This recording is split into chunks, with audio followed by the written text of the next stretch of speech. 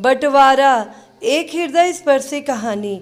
घड़ी में जैसे ही रात के 11:59 बजे की राम ने माँ को जल्दी से उनकी छड़ी पकड़ा दी और उधर श्याम ने पिताजी को। माँ और पिताजी को भी पता था कि 16वां दिन लगने वाला है, इसलिए वह पहले से ही तैयार बैठे थे। कहीं देर हो गई तो बहुओं में सिर फुटौल शुरू हो जाएगी। माँ ने घर का चौखट लांघा तो उधर पिताजी छड़ी लिए घर में प्रवेश के लिए खड़े थे। माँ पिताजी को और पिताजी माँ को आंसू भरी नैनों से निहार रहे थे। पूरे 15 दिन बाद यह मिलन क्षणिक था। थोड़ा बातें कर लें, नहीं तो 15 दिन का इंतजार करना पड़ेगा। न जाने कितनी ही बातें आँखों ही आँखों में हो गई।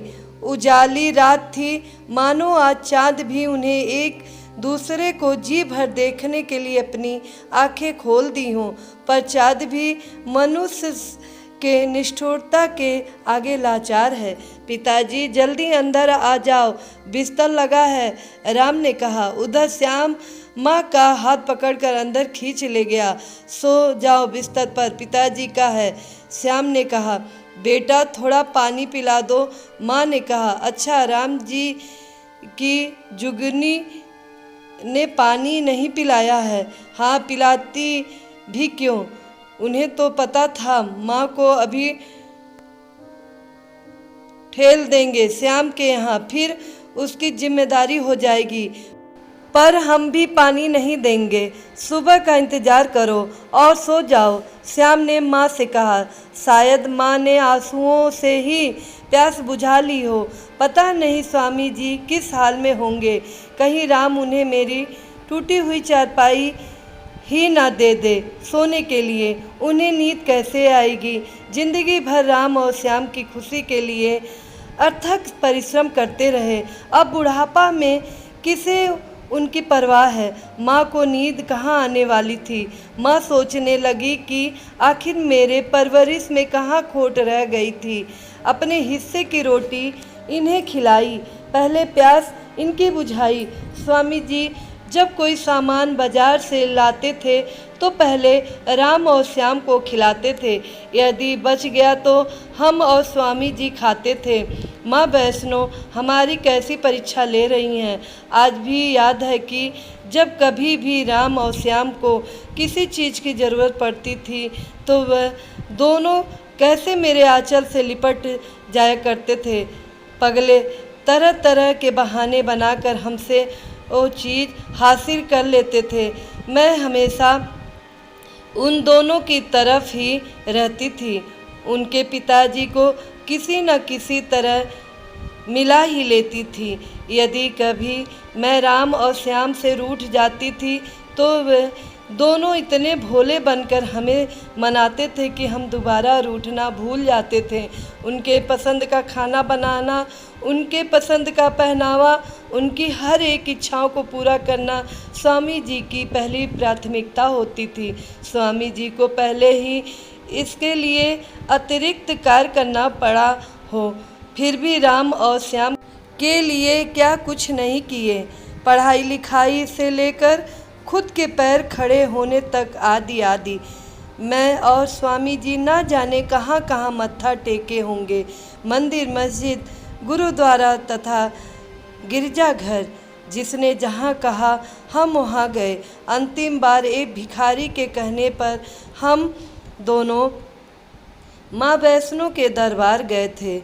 माँ वैष्णो ने ही प्रसाद स्वरूप हमें 2 रत्न दी, राम और श्याम।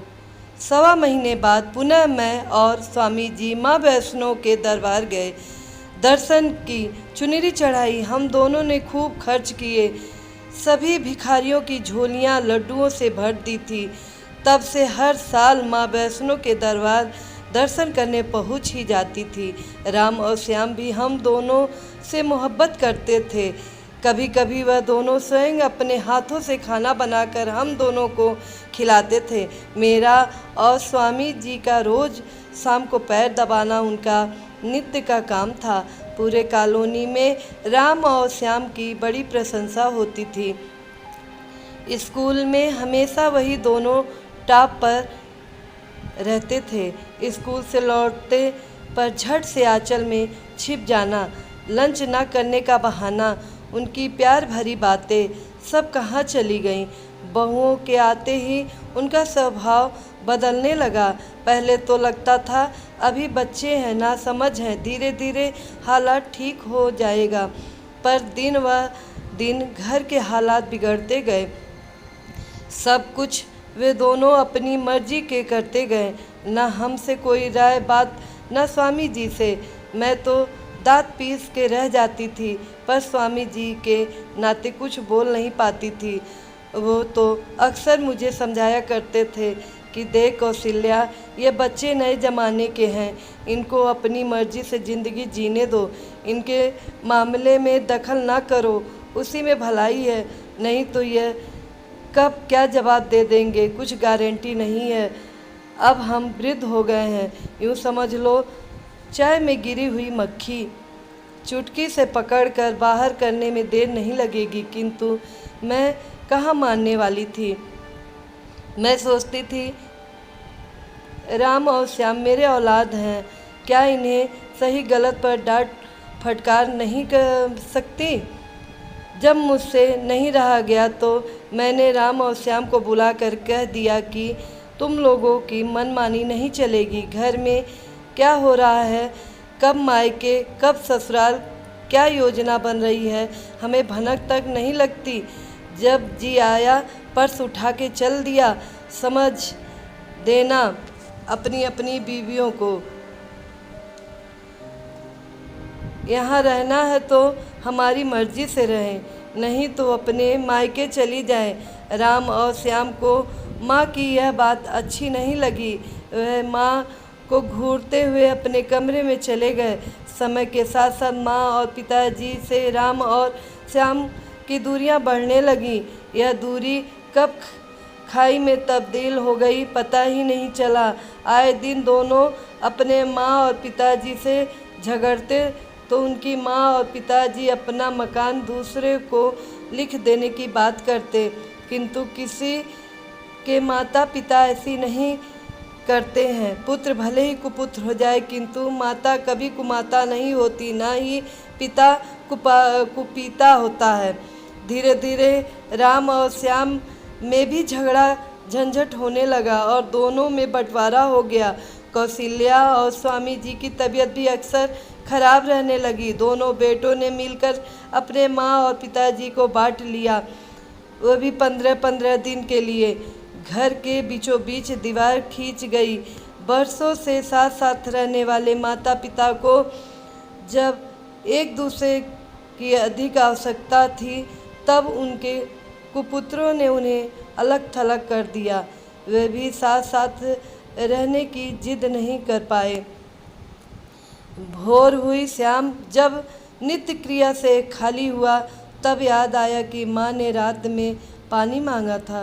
वह पानी लाया। माँ उठो, पानी पी लो, श्याम ने कहा, किंतु माँ तो चिर निद्रा में जा चुकी थी। जब यह खबर स्वामी जी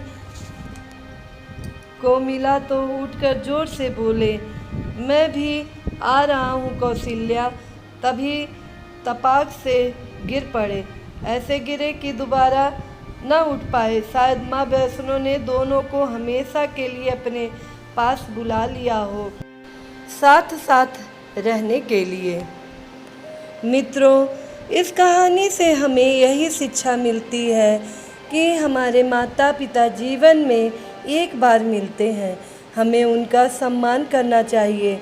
याद रखिए कि यदि हमारे दुर्व्यवहार के कारण उनकी आंखों में आंसू आते हैं तो जान लीजिए कि हमारे दुर्दिन की शुरुआत होने वाली है। मित्रों, अगर आप सबको कहानी पसंद आई हो तो लाइक कीजिएगा, कमेंट कीजिएगा, ज़्यादा से ज़्यादा शेयर कीजिएगा और हमारे चैनल को सब्सक्राइब कीजिएगा। साथ में बेल आइकन बटन को प्रेस कीजिएगा ताकि हमारे नए वीडियो का नोटिफिकेशन आप तक सबसे पहले पहुँचे। धन्यवाद।